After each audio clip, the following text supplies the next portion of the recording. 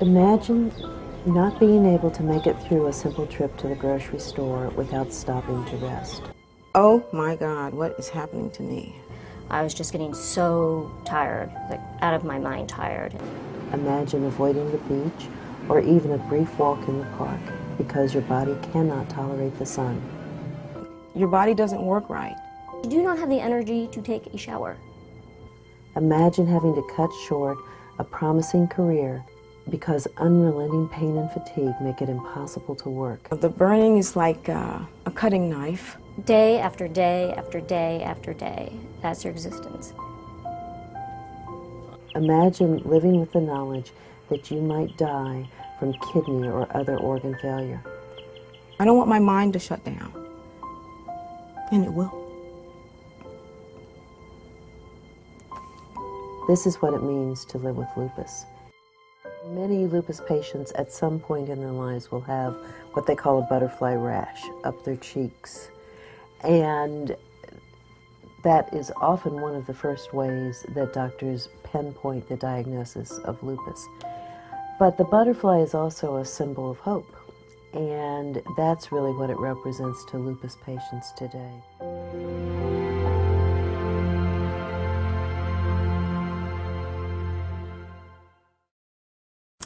I have lupus. I have had lupus for 24 years now.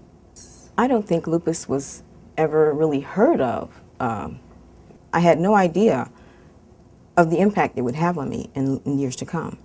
I was diagnosed with lupus, actually it's mixed connective tissue disease, a little over 2 years ago. I was so lucky because some people go years and years and years without being diagnosed. So many of the symptoms are overlap. You don't know. Any chest pain when you take in a deep breath? Lupus is so hard anyway to find a cure for or to get new drugs for because every patient is different. It has its own agenda. Any sores in your mouth or ulcers in your mouth? Lupus is an autoimmune disease, and that means that the body is really attacking itself. Your immune system has gone haywire and can't distinguish an invader from its own body system. But lupus, one of the things about lupus is it can do whatever it wants. It can attack whatever it wants. Well, with lupus, it's very important to make sure the lupus is not affecting the internal organs, especially the kidneys. About 50% of lupus patients will get kidney involvement. Usually patients have no idea they have it. They have no symptoms whatsoever. So it's much better to catch it at an early stage when the patient has no symptoms at all and treat it then rather than waiting until someone actually goes into kidney failure, where you can be looking at really strong medicines and even dialysis. A flare, what it kind of means is when the disease becomes really active. Usually, when I got a fever, I had a flare-up of lupus somewhere, an infection. A flare is when the symptoms of the disease become really intense. It very often means they are in bed for some period of time because they really just do not have the energy. They're so fatigued. I had joint pains to go along with that. I couldn't get dressed one morning. The Living with Lupus workshops, I think, are very beneficial for lupus patients, and then also for the loved ones and significant others of lupus patients to know what their loved one is going through and how to help them out. In my experience, patients with lupus who learn as much as they can about the disease seem to do the best in the long run as far as living long, normal lives. When I come to sessions like this, I learn more about new symptoms that I've developed over time. I didn't realize sunscreen, even in the winter, even at home. For example, the eyes are an organ, so you're at increased risk of getting cataracts and glaucoma. Today's session was excellent because it suited newly diagnosed people. And the Dr. Thomas was very informative, the handouts. I recommend this segment to anyone. Everyone can go. It's free. Not only the new patient symposium here that I went to, one of the amazing things about it was that you could talk to other people who had lupus. I really look forward to connecting with the individuals in the room as well as the informational people like the women that I was just talking with. I need to talk with other people who are living with lupus, so this is a great opportunity to connect. It's fearful to think that you don't know if you're going to be able to function. I've been affected neurologically. It takes a team of doctors to treat lupus patients. The depression is very difficult to deal with. I want to be able to do what I need to do to help people.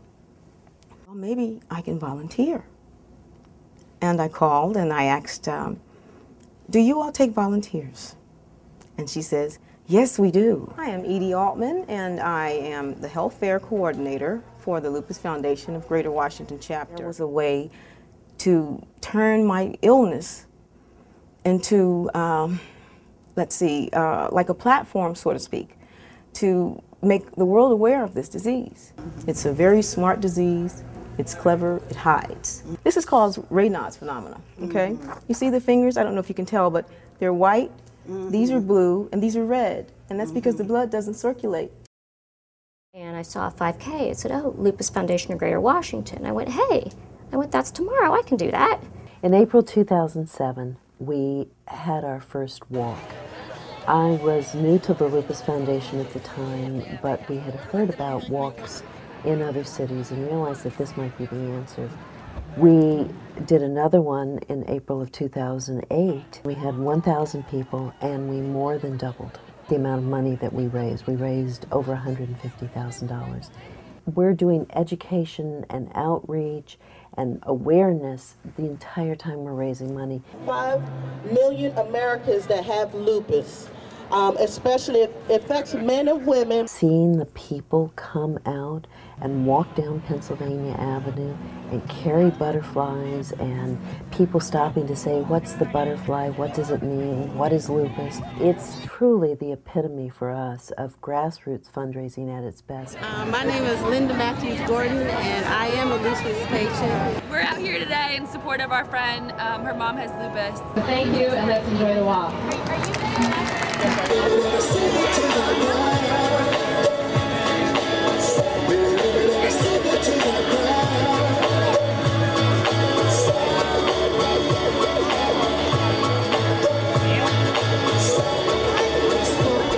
Volunteers are our lifeblood. I want to show other people, help other people, because I'm lucky in getting diagnosed as quickly as I did.